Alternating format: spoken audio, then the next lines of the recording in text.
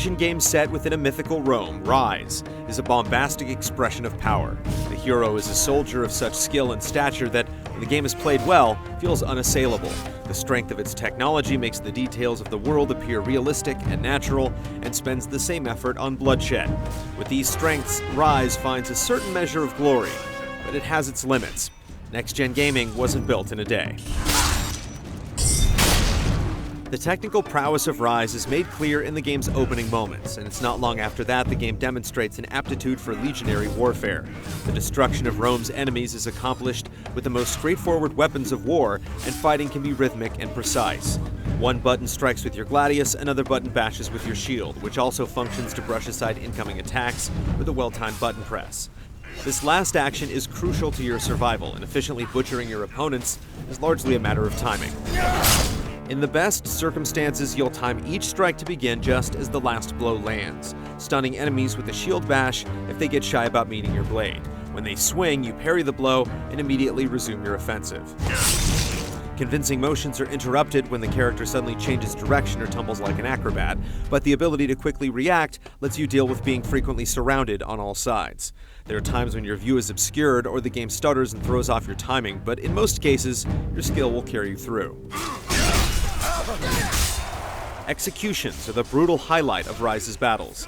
When you've sufficiently tenderized your targets, a skull icon will appear over their heads.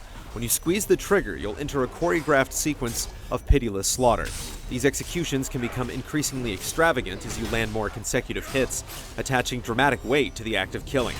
The spectacle provides room to breathe in the midst of hectic fights and lets you relish your dominance for a moment, but you'll be allowed to become an increasingly detached spectator as you repeat the same actions ad infinitum.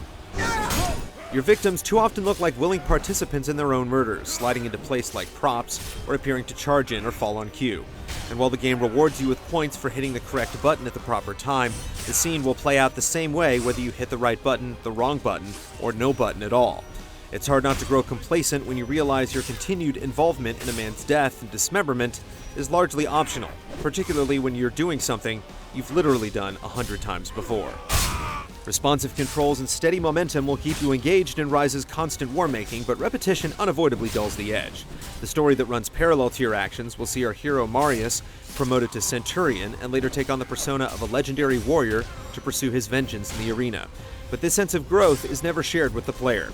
Experience points are reaped every moment and tallied on screen, but the progression of your abilities is almost superficial. Absorbing more damage only allows for more room for error, and new executions feel interchangeable. Nearly every attempt to build on Ryse's solid foundation feels insubstantial. You can select what the game calls perks using the D-pad, allowing different methods of executions which confer small bonus effects. It's overcomplicated and poorly integrated, and it rarely feels worthwhile.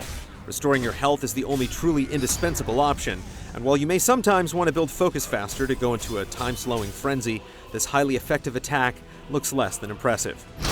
Steady shields! Hold testudo! The further the game strays from its core combat, the less it gains. Commanding your troops is always the same: adopt a defensive formation when arrows fly your way, then march forward to close distance. It's also far too often that you're asked to man a stationary crossbow. Awkward, rapid-fire shooting only serves to damage the game's pace and feels outright silly in the vaguely historical setting.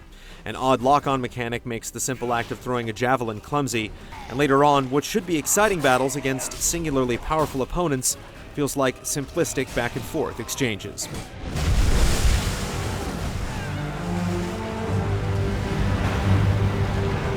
There's evidence of wasted effort here, but the beauty of the world feels like the result of concentrated Herculean labor. The visual fidelity is impressive, and Ryse effectively plays with light and sound to create effective shifts in mood. If only the endless killing felt as dynamic as the atmosphere. One moment you'll marvel at an impressive vista or an incredible sight, and the next you're doing a familiar dance of death with a bearded heavyset Briton you've already killed a dozen times over. The Great Colosseum that plays a part in the story also hosts a separate cooperative mode. The action that transpires here is disappointingly identical to the barbarian bashing you'll see everywhere else in the game, but transforming scenery and randomized objectives may tempt you to spill just a bit more blood for the gods. The basic gameplay is satisfying enough that cooperating with another player can be enjoyable, even if your ultimate motivation is obtaining a better grab bag of random items purchased with your arena winnings, or with your real-life wallet.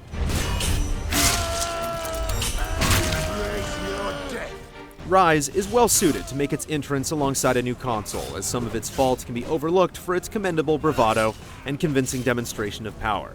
The bloody spectacle of war and gladiatorial combat are thrilling to behold, and Ryse demonstrates competence, even if it falls short of mastery. If Rome were to rise again, one would imagine it would be greater.